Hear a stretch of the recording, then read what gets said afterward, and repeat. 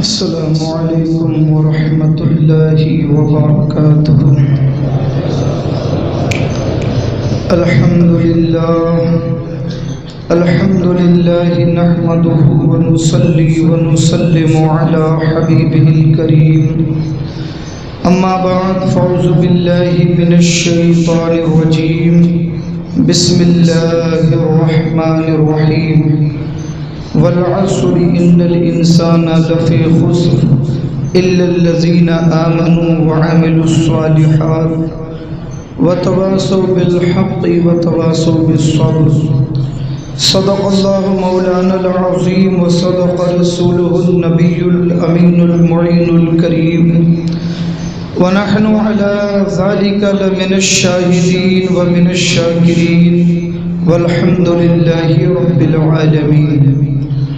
معزز سامعین کرام، آئیے ہم اور آپ نہایت ہی عقیدت و احترام کے ساتھ حضور صاحب الاولاد فخر موجودات اور رحمت عالم نور مجسم جناب احمد مجتبیٰ محمد مصطفیٰ صلی اللہ علیہ وسلم کی بارگاہ اقدس میں درود و سلام کا نذرانہ پیش کرنے پڑی۔ اللہم صلی علی سیدنا و شفیعنا و نبینا و مولانا و ملیانا محمد معدن الجود والکرم وعلی آلہ و اصحابہ بارک وسلم۔ صلاة و سلاما علیک یا رسول اللہ، صلاة و سلاما علیک یا حبیب اللہ۔ معزز سامعین کرام، میں نے قرآن مقدس کی ایک بڑی مختصر سی سورہ کریمہ تلاوت کرنے کا شرف حاصل کیا ہے۔ انشاءاللہ الرحمن اسی کے تناظر میں تھوڑی دیر آپ سے خطاب کی سعادت حاصل کروں گا۔ ماہ محرم الحرام کا مقدس مہینہ جو اسلامی نئے سال کا پہلا مہینہ ہے، یہ ہمارے سروں پہ جلوہ فگن ہے اور بڑی تیزی کے ساتھ اپنی اختتام کی منزلوں کی طرف رواں دواں ہے۔ اللہ تبارک و تعالی ہمیں اور آپ کو سب کو ایمان و تقوی کی زندگی عطا فرمائے۔ رسول کریم صلی اللہ علیہ وسلم کے اہل بیت اور آپ کے صحابہ کے نقش قدم پہ چلنے اور ان کی سچی عقیدت و محبت والی زندگی گزارنے کی توفیق عطا فرمائے۔ اللہ رب العزت نے قرآن مجید میں ارشاد فرمایا والعصر، اور قسم ہے زمانے کی۔ اللہ تعالیٰ نے زمانے کی قسم کھائی، اور قسم ان چیزوں کی کھائی جاتی ہے جو بڑی اہمیت کی حامل ہیں، جو بڑی قدر کی چیزیں ہوتی ہیں۔ عام چیزوں کی قسم نہیں کھائی جاتی، بلکہ خاص چیزیں جو اللہ کی بارگاہ میں بڑی عزت والی ہیں، اور یہ قسم خود اللہ نے اٹھائی ہے۔ اللہ قسم کہتا ہے والعصر، اور قسم ہے زمانے کی۔ ان الانسان لفی خسر، بے شک انسان گھاٹے میں ہے۔ اللہ تعالیٰ نے قرآن مجید میں واضح طور پہ فرمایا کہ انسان گھاٹے میں ہے۔ اب وہ کوئی بھی انسان ہو، دنیاوی اعتبار سے وہ اپنے آپ کو جتنا بھی مستحکم، مالدار اور قابل عزت سمجھتا ہو، مگر قرآن فرماتا ہے کہ انسان گھاٹے میں ہے۔ الا الذین آمنوا وعملوا الصالحات، سوائے ان انسانوں کے جو ایمان لائے اور جنہوں نے نیک عمل کیا، بس وہی فائدے میں ہیں، باقی سب گھاٹے میں ہیں۔ وتواصوا بالحق وتواصوا بالصبر، اور جنہوں نے حق کی تاکید کی اور صبر کی وصیت کی، یعنی حق اور صبر کے ساتھ زندگی گزاری اور دوسروں کو بھی ایسی ہی زندگی گزارنے کی تلقین کی۔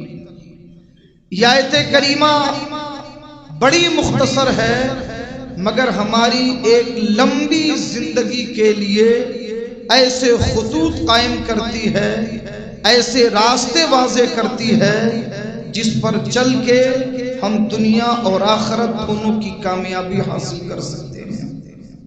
قرآن مجید نے پہلے کہا والعصر، ایک ایک لفظ کو سمجھنے کی ضرورت ہے۔ زمانے کی قسم، ہم اپنے اوقات کو، اپنے زمانے کو کس طرح سے برباد کرتے ہیں یہ آپ اور ہم خوب جانتے ہیں۔ اللہ تعالیٰ نے ہمیں وقت کی قدر کرنا سکھایا۔ وہ فرماتا والعصر، زمانے کی قسم۔ اس کا مطلب یہ ہوا کہ وقت، زمانہ بڑا قیمتی سرمایہ ہے، بہت بڑی پونجی ہے۔ ہمارے اوقات کس طرح ضائع ہوتے ہیں، حیرت ہوتی ہے کہ لوگوں کے پاس اتنا وقت کیسے ہوتا ہے کہ وہ اپنے اوقات کو ٹیلی ویژنوں میں، فلموں میں، ڈراموں میں اور ناجائز کاموں میں خرچ کرتے ہیں۔ اتنا وقت ملتا کہاں سے؟ کس طرح وہ اللہ کی نافرمانی میں اپنے اوقات کو ضائع کر رہے ہیں۔ یاد رکھیں، دنیا میں دو قسم کے لوگ ہیں۔ ایک وہ ہیں کہ جن کے پاس وقت کم پڑ جاتا ہے، کام اتنا زیادہ کہ وہ اپنے وقت کو بچانے کی فکر کرتے ہیں، اور کچھ ایسے لوگ ہوتے ہیں کہ جن کے پاس اتنا وقت ہوتا ہے کہ وہ نئے نئے بہانے تلاش کرتے کہ ان وقتوں کو کہاں کھپائیں، کیسے خرچ کریں۔ دن نہیں گزرتا، رات نہیں گزرتی، کہیں ادھر گھوم رہے ہیں، کہیں ادھر گھوم رہے ہیں، کہیں یہاں پارکوں میں، کہاں یہی سیر سپاٹوں میں، کہیں کرکٹ کے میدانوں میں، کہیں دوسرے کھیل تماشوں میں۔ تو ایک بات اچھی طرح یاد رکھیں کہ قرآن مجید نے یہ فرمایا کہ یہ وقت اور یہ جو زمانہ ہے یہ انسان کا بڑا قیمتی سرمایہ ہے، اتنا قیمتی سرمایہ کہ اللہ نے زمانے کی قسم کھائی ہے۔ ٹھیک ہے، بس ایک جملہ یاد رکھیں کہ جس نے اپنے وقت کی قدر کی تو دنیا بھی اس کی قدر کرتی ہے، اور جو اپنے وقت کی قدر نہیں کرتا دنیا اس کی قدر بالکل نہیں کرتی۔ امام اہل سنت سیدی سرکار اعلیٰ حضرت رضی اللہ تعالیٰ عنہ کے سوانح زندگی میں آپ پڑھیں گے کہ 18 گھنٹے اعلیٰ حضرت رضی اللہ تعالیٰ عنہ لکھتے تھے۔ 16 گھنٹے وہ امت کو کتابیں عطا فرما رہے ہیں، تحریریں دے رہے ہیں۔ آج اگر ان کی تمام کتابوں کو، تمام صفحات کو، ان کی پیدائش سے لے کر ان کی موت تک جتنا انہوں نے لکھا اگر اس پر تقسیم کیا جائے تو ایک دن میں 22 پیج اعلیٰ حضرت دنیا کو دیتے ہوئے نظر آتے ہیں۔ آپ اس سے اندازہ لگائیں کہ ایک شخص نے اپنے آپ میں کتنا کام کیا۔ اکیلے اعلیٰ حضرت نے اتنا کام کر دیا کہ ایک صدی گزرنے کے بعد بھی ہم ان کے کام کو دنیا کے سامنے نہیں لا سکتے۔ پوری قوم مل کر ان کی خدمات کو آج بھی دنیا کے سامنے کمحقور نہیں لا سکی۔ ایک انسان وہ کام کر کے چلا گیا، مگر آپ دیکھیں کہ انہوں نے وقت کی قدر کو پہچانا تو آج وہ سنیت کی پہچان بن گیا۔ آج ان کا نام سنیت کی پہچان ہے، اور یہ پہچان ہم نے نہیں بنایا بلکہ بارگاہ مصطفیٰ کے علماء نے بنایا۔ اذا جاء رجل من الہند فسألناه عن الشیخ احمد رضا فإن مدحه علمنا أنه من أهل السنة والجماعة وإن ذمه علمنا أنه من أهل البدع والضلالة۔ حرمین شریفین کے علماء نے یہ فیصلہ دیا کہ جب ہندوستان سے کوئی حج کرنے یا عمرہ کرنے آتا ہے تو ہمیں پتہ کرنا ہو کہ یہ سنی ہے، صحیح العقیدہ ہے یا کوئی بد مذہب ہے۔ تو ہمارے پاس نہ تو سب کی کتابیں ہیں، نہ سب کے عقائد و نظریات ہیں، نہ تمام ہندوستان کے فرقوں کی معلومات ہے۔ ہمارے پاس طریقہ یہ ہے کہ ہم اس کے سامنے مولانا احمد رضا کے بارے میں پوچھتے ہیں۔ اگر وہ امام احمد رضا کا نام سن کے ان کی تعریف کرتا ہے تو ہم سمجھ لیتے ہیں کہ یہ سنی ہے، اور اگر اس کا چہرہ بگڑ جاتا ہے تو ہم سمجھ جاتے ہیں یہ خود بگڑا ہوا۔ یہ ہمارے یہاں سنیت کی پہچان ہے۔ تو میرے عزیزوں، میرے دوستوں، بتانے کا مقصد یہ ہے کہ اپنے اوقات کو بحیثیت مسلمان ہمیں ضائع کرنے کے بجائے اپنے کام میں لگانا چاہیے۔ قرآن کی اس آیت کا پہلا پیغام تو یہ ہے والعصر، زمانے کی قسم۔ اللہ نے زمانے کی قسم کھائی تو اس کا مطلب یہ ہوا کہ یہ ہمارے لیے بڑا قیمتی سرمایہ ہے۔ اپنے وقت کو پہچانیے، اسے ضائع اور برباد کرنے کے بجائے اپنی تجارت میں، اپنی معیشت میں، اپنے کاروبار میں، اپنے جائز اور حلال کاموں میں، اپنی پڑھائی میں، اپنی تعلیم میں، لوگوں کے سامنے تبلیغ میں، خود علم حاصل کرنے میں، نمازوں میں، قرآن کی تلاوت میں، درود شریف میں، ان چیزوں میں اپنے اوقات کو خرچ کیجیے۔ کیوں؟ ان الانسان لفی خسر، اللہ فرماتا ہے یقیناً انسان گھاٹے میں۔ اب انسان ڈاکٹر ہے، پروفیسر ہے، انجینئر ہے، مولوی ہے، مفتی ہے، عالم ہے، سب گھاٹے میں ہیں۔ ان الانسان لفی خسر، انسان گھاٹے میں ہے۔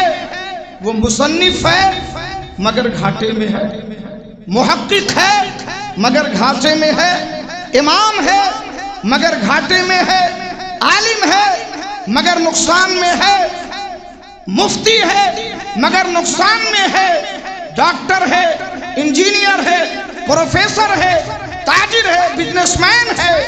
قرآن کہتا ہے سب گھاٹے میں۔ آپ کہیں گے کہ یار عالم، مفتی، عالم بھی، یہ لوگ بھی کیا گھاٹے میں ہو سکتے ہیں؟ تو میں کہتا ہوں کہ کیا عالم ہو کر بے ایمان نہیں ہو سکتا؟ کیا آج عالم بد مذہب نہیں ہے؟ کیا مفتی ہو کے بد مذہب نہیں ہے؟ کیا مصنف ہو کے بد مذہب نہیں ہے؟ کیا وہ امام ہو کے بد مذہب نہیں ہے؟ کیا وہ مؤذن ہو کے بد مذہب نہیں ہے؟ تو ان الانسان لفی خسر، یقیناً انسان گھاٹے میں ہے، الا الذین آمنوا وعملوا الصالحات، سوائے اس انسان کے، ان لوگوں کے جو ایمان لائے اور جنہوں نے نیک عمل کیا۔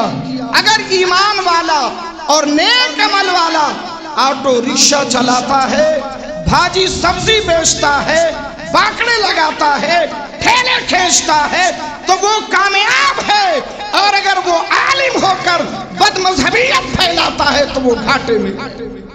تو معیار کیا ہے؟ ایمان اور نیک عمل۔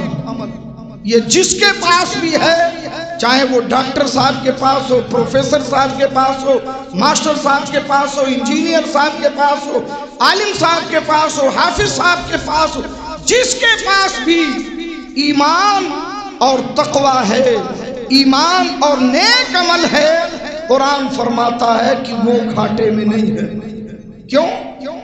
سارے انسان کیوں گھاٹے میں ہیں؟ سارے انسان کیوں گھاٹے میں ہیں؟ اس لیے کہ ہر دن ہماری عمریں گھٹ رہی ہیں۔ ہم لوگ برتھ ڈے مناتے ہیں، کیک کاٹتے ہیں، خوشی کا اظہار کرتے ہیں۔ کائے کی خوشی بھائی؟ اس بات کی کہ ماشاءاللہ آج ہمارا بیٹا یا ہماری بیٹی یا ہمارے گھر کا فلاں آدمی موت سے 1 سال اور قریب ہو گیا، قبر میں جانے کے اور قریب ہو گیا، موت کا فرشتہ اس سے اور قریب ہو گیا۔ اس بات کا برتھ ڈے ہے؟ کس بات کی خوشی؟ بتائیے، آپ کی عمر بڑھ نہیں رہی ہے، لوگ کہتے ہیں ہماری عمر بڑھ رہی ہے۔ اللہ کے بندے، تمہاری عمر گھٹ رہی ہے۔ کیونکہ اللہ نے تو ایک فیصلہ کر دیا ہے قرآن مجید میں، اذا جاء اجلہم لا یستاخرون ساعۃ ولا یستقدمون، جب ان کی موت کا وقت آ جائے گا تو نہ ایک گھڑی آگے نہ ایک گھڑی پیچھے۔ ماں کے پیٹ میں جب ہماری شکل ابتدائی مراحل میں تھی، جب ابتدائی مراحل میں ہمارے آنکھ، کان، ناک، جسم کے اعضاء بنائے جا رہے تھے، اسی وقت اللہ کے حکم سے فرشتے نے لکھ دیا تھا کہ دنیا میں ہمیں کتنے دن زندہ رہنا، ٹھیک ہے؟ اب اس میں کوئی کمی بیشی نہیں ہوگی۔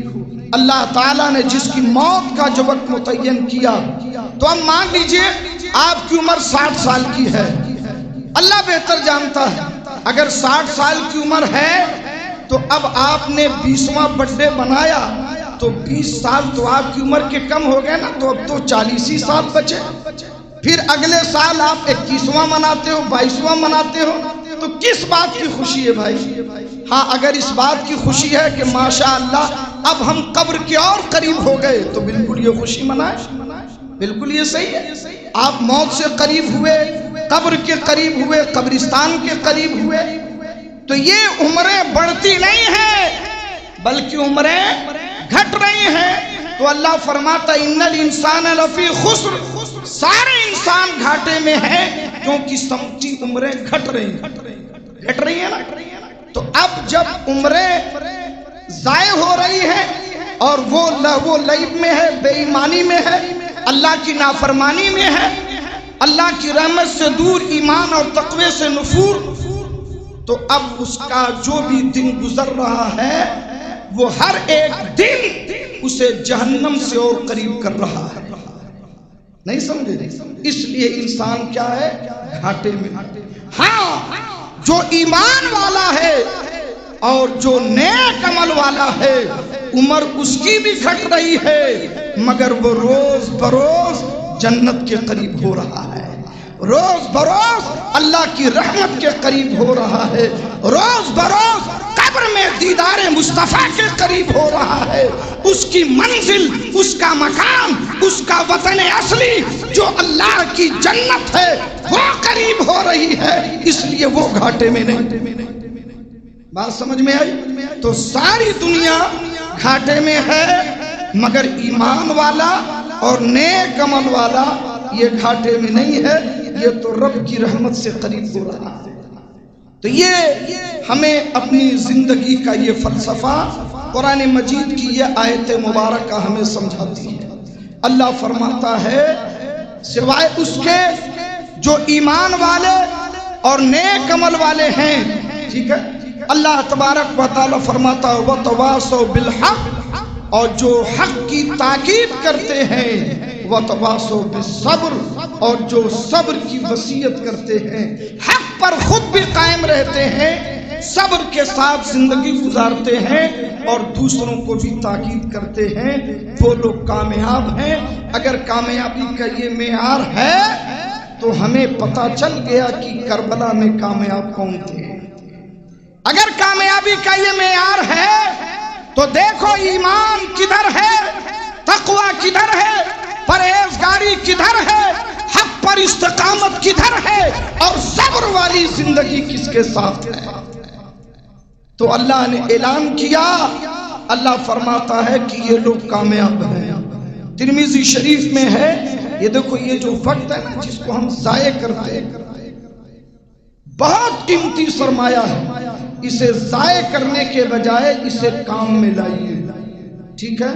ہمارے ہاں بکواسیں شروع ہوتی ہیں 3-3 4-4 گھنٹہ، اور حد یہ ہے کہ دنیا کے بارے میں تو باتیں ہوتی ہی ہیں، شریعت کے معاملات میں، شریعت کے مسائل میں، جس میں وہاں بیٹھا ہوا کوئی بھی شخص پوری طریقے سے واقف نہیں ہوتا، وہ بھی اپنی رائے دیتا ہے، ایسا ہونا چاہیے، ویسا ہونا چاہیے۔ ایک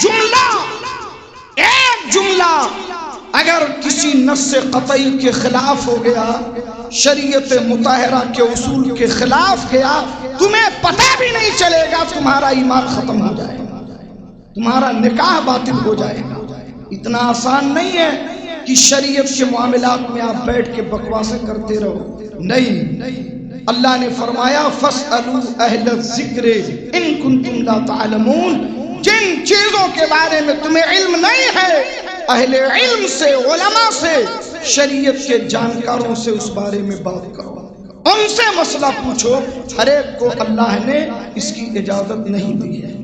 میرے عزیزوں، میرے دوستوں، حدیث شریف میں ہے، ترمذی شریف کے اندر، سنن ترمذی میں یہ روایت موجود ہے کہ اللہ کی بارگاہ میں جب بندے پیش کیے جائیں گے تو کسی بھی انسان کا انگوٹھا، دونوں قدم اور قدم کے انگوٹھے بھی اس وقت تک ہل نہیں پائیں گے اپنی جگہ سے جب تک وہ 5 سوالوں کا جواب نہیں دے دیتا۔ ہر ایک کو اللہ کی بارگاہ میں ان 5 سوالوں کا جواب دینا ہی پڑے گا۔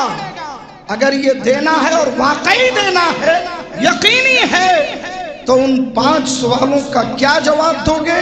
اس کی تیاری کے لیے یہ عمر ابھی موجود ہے، یہ زندگانی ہے، اس میں اپنے آپ کو ان 5 سوالوں کے لیے تیار کرو۔ اللہ رب العزت اس سے فرمائے گا حتی یسأل عنہ عن 5، بندہ اس وقت تک اپنی جگہ سے ہٹ نہیں پائے گا جب تک اس سے 5 چیزوں کا سوال نہ کر لیا جائے۔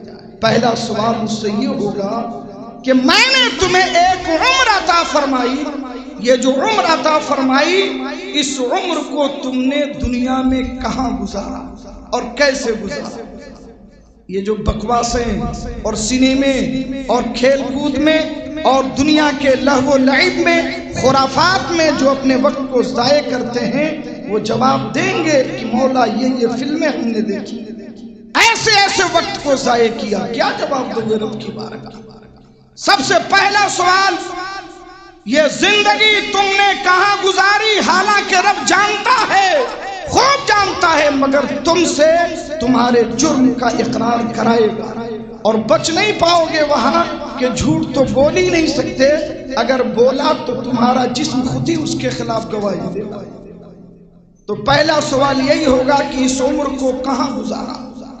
وعن شبابہ، اور اس کی جوانی کے بارے میں کہ یہ جوانی جو ہم نے عطا فرمائی، جو تمہاری عمر کا سب سے دلکش اور پربہار ایک حصہ تھا، اسے تم نے کہاں ضائع کیا، کہاں کھپایا؟ پھر اسے یاد آئے گا کہ ہم نے اپنی جوانی کے ساتھ کتنی ناانصافی کی ہے۔ تیسرا سوال اس سے ہوگا کہ تم نے اپنے علم کے بارے میں تم نے کتنا شریعت کا علم حاصل کیا، اور جتنا تمہیں علم ہوا اس کے مطابق تم نے عمل کتنا کیا۔ تمہیں معلوم تھا کہ نماز فرض ہے تو پڑھی کیوں نہیں؟ تمہیں پتا تھا کہ رمضان کے روزے فرض ہے تو عمل کیوں نہیں کیا؟ تمہیں معلوم تھا کہ مالداروں پہ حج فرض ہے تو اس کو ادا کیوں نہیں کیا؟ تمہیں معلوم تھا کہ زنا، جھوٹ، چغلی، غیبت، سرقہ، یہ ساری چیزیں ہم نے حرام کی تھی تو اس سے بچے کیوں نہیں؟ تم نے اپنے علم کے مطابق کتنا عمل کیا؟ اور 2 سوال آپ کی کمائی کے بارے میں ہوگا، 3 تو یہ ہو گئے۔ چوتھا سوال، تم نے اپنی کمائی کہاں سے حاصل کی؟ حلال ذریعے سے یا حرام ذریعے سے؟ تم نے اپنی کمائی کہاں سے حاصل کی؟ یہ کمائی حاصل کرنے کے بارے میں سوال ہوگا۔ اور 5واں اور آخری سوال، جو کمایا اسے کہاں کھپایا، خرچ کہاں کیا؟ خرچ کہاں کیا؟ ایسا نہیں کہ ہم اپنے مال کو جہاں چاہیں خرچ کریں، حرام کام میں، ناجائز کام میں، آوارگی میں، بیہودگی میں، بے حیائی میں، ناچ گانوں تماشوں میں، شراب کے اڈوں میں، جوؤں میں، زنا کے اڈوں میں نہیں۔ ان اللہ اشتری من المؤمنین انفسهم واموالهم بان لهم الجنہ، اللہ نے ہماری جانوں کو اور ہمارے مالوں کو جنت کے بدلے خریدا ہے، تو جو خریدار ہے وہ تو پوچھے گا ہی کہ تمہیں ہم نے یہ چیزیں دی، تم نے اسے ضائع کہاں کیا؟ اور ایک ایک چیز کا حساب ہوگا، ایک ایک وقت کا حساب ہوگا۔ اس لیے قرآن نے فرمایا والعصر، زمانے کی قسم، وقت کی قدر کو پہچانیے، وقت کے ساتھ چلیے، وقت کے ساتھ انصاف کیجیے، اس وقت کو اللہ کی طاعت میں خرچ کیجیے۔ میرے عزیزوں، میرے دوستوں، عصر کی بہت ساری تفسیر مفسرین نے ذکر کی ہے۔ والعصر سے کون سا زمانہ مراد ہے؟ بعض لوگوں نے کہا کہ والعصر سے مراد عصر کی نماز کا وقت ہے، بعض لوگوں نے کہا کہ عصر سے مراد عصر کی نماز کا وقت، بعض نے کہا عصر کی نماز ہی مراد ہے، اور بعض نے کہا مطلق زمانہ مراد ہے۔ مگر بہت سارے مفسرین اور خود امام اہل سنت سیدی سرکار اعلیٰ حضرت رضی اللہ تعالیٰ عنہ فرماتے ہیں کہ عصر سے مراد حضور علیہ السلام کا خوبصورت زمانہ مراد ہے، کہ اللہ نے زمانے محبوب کی قسم کھائی، جو زمانے محبوب حضرت آدم سے لے کے قیامت کی صبح تک سب سے زیادہ پاکیزہ زمانہ ہے۔ کہ والعصر، اے محبوب تمہارے زمانے کی قسم، ٹھیک ہے؟ کیونکہ اللہ نے کئی جگہوں پر حضور کے متعلقات کی قسم کھائی ہے۔ چنانچہ ایک جگہ فرمایا لا اقسم بہذا البلد وانت حل بہذا البلد، مجھے قسم ہے اس شہر کی جس شہر میں اے محبوب تم رہتے ہو۔ اللہ نے اپنے محبوب کے اس شہر کی قسم کھائی، اس شہر مکہ کی جہاں محبوب کو پیدا کیا۔ اللہ رب العزت نے والعمر، اے محبوب تمہارے عمر کی قسم، سبحان اللہ۔ یہ کیا ہے؟ محبوبیت، حضور کی محبوبیت کا اظہار ہے۔ اسی لیے تو اعلیٰ حضرت رضی اللہ تعالیٰ عنہ فرماتے ہیں وہ خدا نے مرتبہ تجھ کو دیا، نہ کسی کو ملے نہ کسی کو ملا۔ وہ خدا نے ہے مرتبہ تجھ کو دیا، نہ کسی کو ملے نہ کسی کو ملا، کہ کلام مجید نے کھائی شہا تیرے شہر و کلام و بقا کی قسم۔ اللہ تبارک و تعالیٰ نے اپنے محبوب مکرم صلی اللہ علیہ وسلم کو وہ عزت، وہ سرفرازیاں، وہ بلندیاں، وہ محبوبیت عطا فرمائی جو کسی کے تصور میں بھی نہیں آ سکتے۔ اور کرم بالائے کرم ہے کہ ایسے محبوب کی امت میں پیدا ہونے کا شرف ہمیں اور آپ کو عطا فرمایا۔ اس لیے ایسی شان اللہ نے عطا فرمائی تو اس شان کے لائق بننے کی کوشش کرو، اس لائق بھی بنو کہ اللہ نے اتنا عظیم مرتبہ دیا تو اس عظمت کے ہم حقدار بھی بن کے دکھائیں۔ نمازوں کی پابندی آپ لازمی اپنے اوپر کریں، اور تمام خلاف شرع چیزوں سے، تمام حرام کاموں سے اپنے آپ کو بچائیں۔ اللہ نے حلال چیزوں میں بڑی لذت رکھی ہے، وہ کم ہوتی ہے مگر بڑی لذیذ ہوتی ہے، دل کو سکون دینے والی ہوتی ہے۔ اللہ تعالی ہمیں اور آپ کو خیر کی توفیق عطا فرمائے، اور اس ماہ مبارک سے ہمیں ایک نئی زندگی، نئے سال سے نئے طریقے پر جو خالص اسلامی طریقہ ہے، شریعت کے مطابق ہے، ہمیں گزارنے کی توفیق عطا فرمائے۔ السلام علیکم ورحمۃ اللہ وبرکاتہ۔